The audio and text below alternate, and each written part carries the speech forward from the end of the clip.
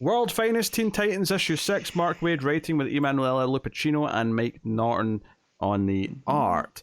So obviously we've been building up to the Titans being more of a team. The last issue, Dick revealed who he was to sort of gain their trust back, and that seems to be what they needed, because right away this issue they are taking orders, they're following his instructions, they trust him again, and they're building up to what their retaliation is going to be. And it's basically all just to lure the terrible Titans, or what are they called?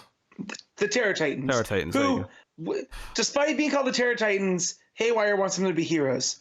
It's very funny. that is a very funny joke. Well, I mean, villains are, they're usually out of touch, at least a little bit.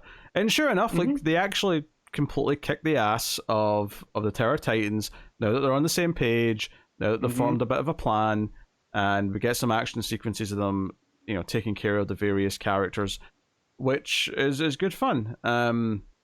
And yeah, the funniest part is probably Haywire running away and being really petty about the fact that he's losing and that he wasn't picked for the team.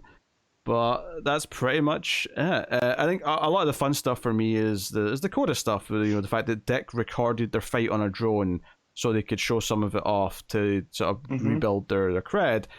And Dick thinks that this is probably it for him. He's assuming that Batman's going to force him to stop being Robin once he finds out that he revealed his identity, because he has to tell him that he did that.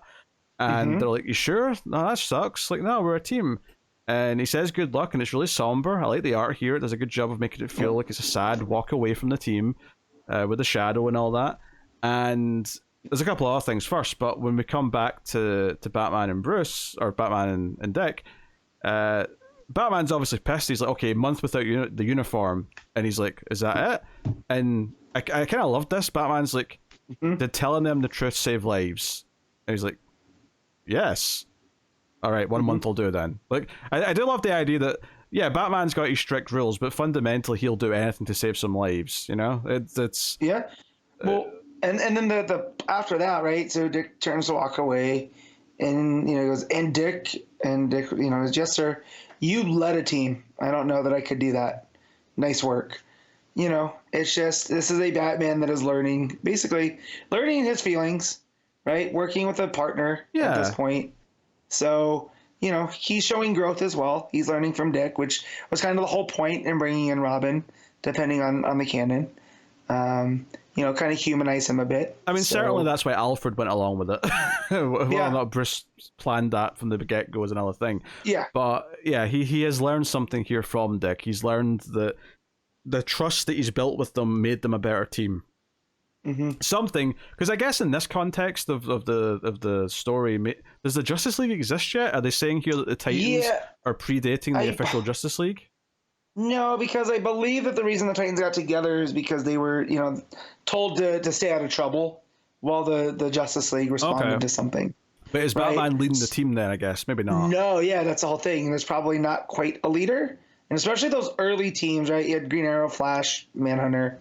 That era, I'm not sure if Batman was that type of dynamic, get out in front, like maybe Superman or Wonder Woman were. So yeah. We also have Donna and Garth break up. It's amicable. He's basically saying, he likes the peace and the quiet and the serene, and he's never really going to change. So they agree to just be friends, as Matt's very loud garbage truck ruins the audio for everyone. So they hug. So it's a very amicable but sad moment. But it's basically them realizing that they're not really the right fit for each other. Whereas Mal and Bumblebee are like hitting it off and realizing they're on a second date, and he's adamant he's not a superhero, but he didn't give the Guardian suit back. This all does make me think that there's plans for more, even if it's just a case of the team popping up in the Other World's Finest book at some point.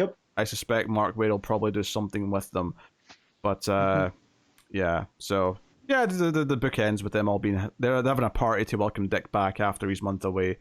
And they're all which I also love that they're going to Hadleyville. So they're all sitting around, and Dick runs in. He goes, "Cool, thanks, Jet, Hadleyville, Mr. Twister, Chaos." I think that's the very first Teen Titans story. Makes they sense. take on Mr. Twister. So I think that was in the first Teen Titans like solo story. Yeah, because I know the Titans Hunt book, not Titans Hunt. What was that? That brought back Wally was them also reuniting to take on Mr. Twister. it's a very Silver Age and Golden Age thing to do for the first story to barely mention how the team came together and just go straight into this is them doing a thing. So Waid setting this before that story's obviously it's an updated version because they've got social media and smartphones, but like setting it before that story is a very Mark Waid thing to do. That's very nice. I've enjoyed this story and book a lot. I think it's a lighter read for sure, but I think right from the get-go it was telling this story of basically Dick realizing he has to like trust his team to know who he has to be forthcoming with them. He has to go against Batman's wishes a little bit, and that conflict between Dick and Bruce has very much been the backbone of it. But yeah, it was an enjoyable read. It was them getting over their shit.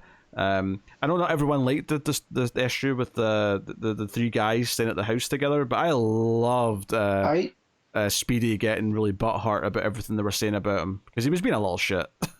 Yeah, no, for sure, and I feel like that is also Roy, Mark Waid putting out how Roy is different from the rest of them, right? Yeah. He is he's got that edginess, and he's not quite, doesn't quite play well with others, and that goes on to his career as Arsenal.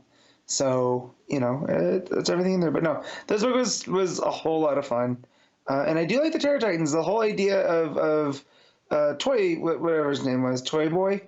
Him, is that what it was? I don't know. It just sounds like a dirty thing. Like yeah, the fact that during this fight he goes, I learned to cast without using my hands. I felt like that was a big moment. So there was growth through those characters as well.